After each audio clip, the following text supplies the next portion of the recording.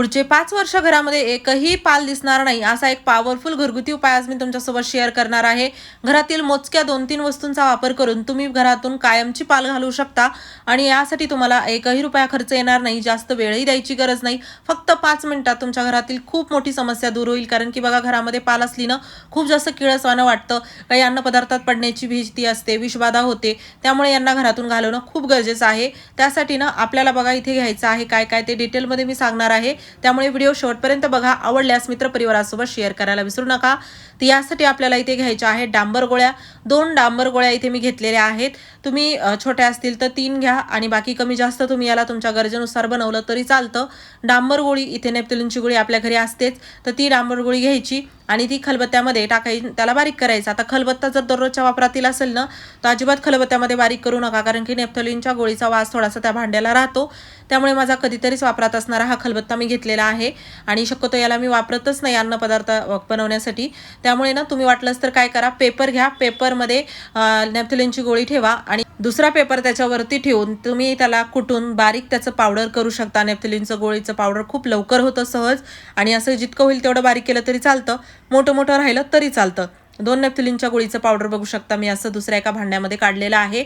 आणि ना यासाठी आता ही नेप्थलिनची गोळी मी वापरत आहे, तर याऐवजी तुम्ही काय वापरू शकता, तर हे अजिबात स्किप करू नका। नेप्थलिनची गोळी आपल्या इथे मेन इन्ग्रेडियंट आहे, त्यामुळे तुम्ही याला वापरायलाच हवं जर तुम्हाला पाल घालवायची आहे तर। यानंतर ना बघा आपल्याला इथे लागणार आहे डेटॉल लिक्विड। डेटॉल लिक्विड येताना आपल्याला ना म्हणजे डेटॉल लिक्विड ऐवजी तुम्ही काय वापरू शकता, तर सॅनिटायझर तुमच्याकडे असेल तर तुम्ही ते वापरलं तर चालतं, पण त्याऐवजी तुम्ही डेटॉल लिक्विड दोन्हीपैकी काही असेल तर त्यापैकी ना डेटॉल वापरा। डेटॉल 1 झाकण मी यामध्ये टाकलेलं आहे लिक्विड, आणि त्यानंतर याला व्यवस्थित मिक्स करायचं। यामध्ये डेटॉल लिक्विड किंवा सॅनिटायझर या दोन्हीपैकी जे असेल ते तुम्ही यामध्ये टाकायचं, साधारण 1 झाकण, आणि चांगलं व्यवस्थित याला मिक्स करायचं। आता इथे आपण वापरलेलं आहे बघा काय, जसं 2 डांबर गोळ्या वापरल्या तर 1 झाकण त्यामध्ये आपण टाकलं इथे डेटॉल लिक्विड, तर त्याप्रमाणे तुम्ही इथे मोजमाप घ्यायचं। त्यानंतर ना यामध्ये मी टाकलेला आहे एक छोटा कप पाणी, आणि त्या 1 कप पाण्यामध्ये आपण ना चांगलं हे व्यवस्थित नेप्थलिनची गोळी म्हणा, डेटॉल म्हणा, व्यवस्थित यामध्ये मिक्स करून घ्यायचं। थोडंसं याला ढवळून घ्यायचं, हलवून घ्यायचं, आणि त्यानंतर ना बाकी 1-2 इन्ग्रेडियंट यामध्ये पडणार आहेत। आणि हो, तुम्ही हा व्हिडिओ कोणत्या गावातून किंवा शहरातून बघत आहात ते मला नक्की कॉमेंट बॉक्समध्ये सांगा, जेणेकरून माझा व्हिडिओ कुठे कुठे पोहोचला मला ते कळेल। यानंतर बघा यामध्ये मी ना म्हणजे जसं 1 कप पाणी सुरुवातीला टाकलं होतं, दुसरं अर्धा कप पाणी मी टाकलं।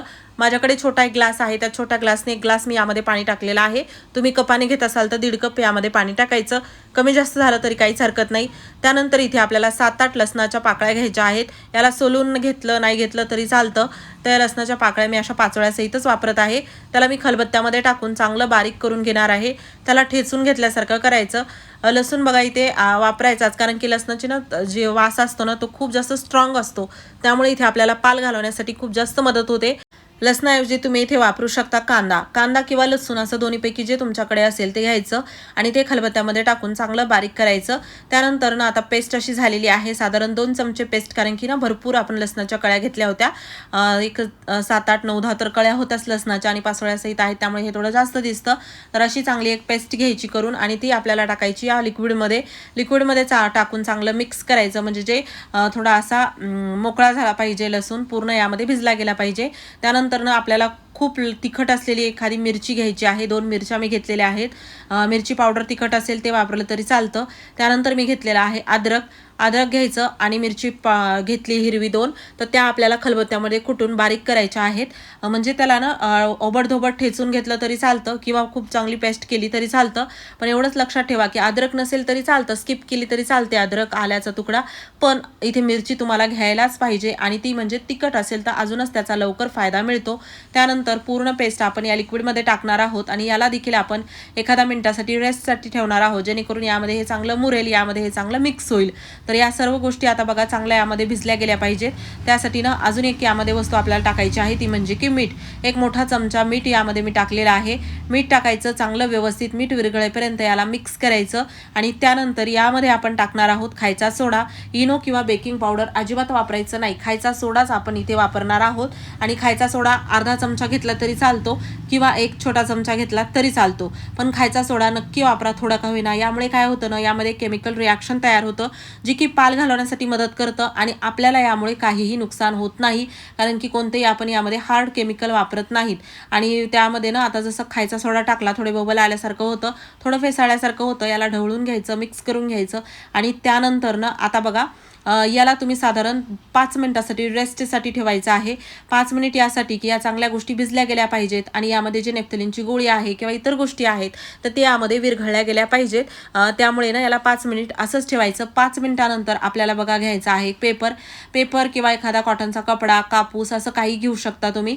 आणि आता इथे पेपर वापरत आहे, त्याच्या 4 गड्या घातलेल्या आहेत कारण की लवकर हे सुकणार नाही, बऱ्याच वेळाचा आपल्याला फायदा मिळेल. वाटल्यास तुम्ही छोटे छोटे पेपरचे तुकडे केले तरी चालतात तुमच्यानुसार. पेपर मी असा दुमडून घेतलेला आहे आणि त्यानंतर याला मी या लिक्विडमध्ये असं भिजवून घेत आहे. पेपरचा एक कोपरा मी थोडा शिल्लक ठेवत आहे, बाकी तुम्ही याला चांगलं यामध्ये भिजवून घेतलं तरी चालतं. आता याऐवजी कापूस घेतला तर कापसाला असंच थोडंसं कापसाचे गोळे करायचे किंवा कॉटनचा कपडा घेत असाल तर तो देखील असा थोडासा तुकडा करून घेतला तरी चालतं आणि त्याला या पाण्यामध्ये आपल्याला डिप करायचं आहे. यानंतर ना आता बघा आपल्याला काय हे असं आपण भिजवून घेतलं चांगलं व्यवस्थित, तर आपल्याला पुढची स्टेप अशी करायची. आता एक कागद मी तयार केलेला आहे, तुम्ही वाटलंच तर घर मोठं आहे, प्रॉब्लेम किती पालीची कमी जास्त आहे त्यानुसार तुम्ही याला ना असं भरपूर तयार करू शकता. म्हणजे 4-5 पेपरचे तुकडे केले तयार तरी चालतात किंवा 10-12 केले तरी चालतात. म्हणजे घरामध्ये भरपूर पाली आहे तर तुम्हाला हे जास्त प्रमाणात बनवावं लागेल. बाकी त्यानंतर ना आता आपल्याला इथे हे गाळून घ्यायचं आहे. म्हणजे मोठे मोठे जे पार्ट आहेत ना ते असे बाजूला काढायचे आहेत. म्हणजे फक्त असं फाईन लिक्विड आपल्याला इथे हवं आहे. एखाद्या स्प्रे बॉटलमध्ये हे आपल्याला भरायचं आहे. म्हणजे तुमच्याकडे स्प्रे बॉटल नसेल तर एखादी पाण्याची जुनी बॉटल घ्या, सुईला गरम करून गॅसवरती त्याचे छिद्र म्हणजे बॉटलच्या झाकणावरती पाडा, म्हणजे त्यामुळे ती स्प्रे बॉटलसारखा वापर करू शकतो.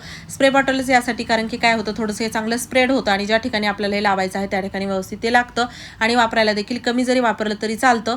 त्यानंतर ना याला डायल्यूट करण्यासाठी एक छोटा ग्लास मी पाणी यामध्ये टाकलेला आहे. 1.5-2 कप यामध्ये पाणी टाका, चांगलं व्यवस्थित मिक्स करून घ्या. आता हे बघा कागद तर भिजलेला आहेच, तर याला ना म्हणजे तुमच्या घरामध्ये असं एखादं ठिकाण असेल, तुम्ही जर लक्षपूर्वक बघितलं तर त्या ठिकाणी तुम्हाला सतत पाल दिसते, कधीही या तिथे पाल असतेच असते. तर माझं ना या घरातील हे ठिकाण असं होतं जिथे मला नेहमी पाल दिसायची, तर अशा ठिकाणी ना मी हे कागद असा भिजवून ठेवलेला आहे. आता ना भरपूर दिवस झाले, खरं सांगते या ठिकाणी अजिबात पाल येत नाही, चुकूनही मला त्यानंतर दिसलेली नाही. कारण की काय होतं, अगोदर इथे पाल असायची आणि मला झाडांना पाणी देखील घालायला खूप भीती वाटायची. पण हा उपाय केल्यापासून माझ्या घरामध्ये एकही पाल नाही आणि बऱ्याच वेळा इकडनं देखील घरामध्ये पाली येत होत्या गॅलरीच्या या ओपन एरियामधून. तर या ठिकाणी देखील मी अशा प्रकारे याला स्प्रे केलं आणि त्यासोबतच ना जसं अधूनमधून याला स्प्रे करायचं, दररोज करायची गरज नाही. तुम्हाला असं वाटलं की वास कमी वाटत आहे किंवा पाल एखादी दिसत आहे घरामध्ये, जसं बाथरूममध्ये बऱ्याच वेळा पाली भरपूर असतात किंवा इतर कुठे तुम्हाला जिथे वाटतं त्या ठिकाणी दरवाजे, खिडक्या स्प्रे करा. हा लिक्विड या वासाने ना एकही पाल तुमच्या घरामध्ये येणार नाही. त्यासोबतच जिथे प्रकाश असतो त्या ठिकाणी देखील किडे येतात, म्हणून पाली त्यांना खाण्यासाठी जमा होतात, तर त्या ठिकाणी देखील आपल्याला हा स्प्रे करायचा आहे. आणि हो, व्हिडिओ आवडला असेल जास्तीत जास्त मित्रपरिवारासोबत शेअर करा. चॅनलवरती नवीन असाल तर सबस्क्राईब करायला विसरू नका. काही प्रश्न असतील यासंबंधी तर कॉमेंट बॉक्समध्ये विचारा. व्हिडिओ पाहिल्याबद्दल धन्यवाद.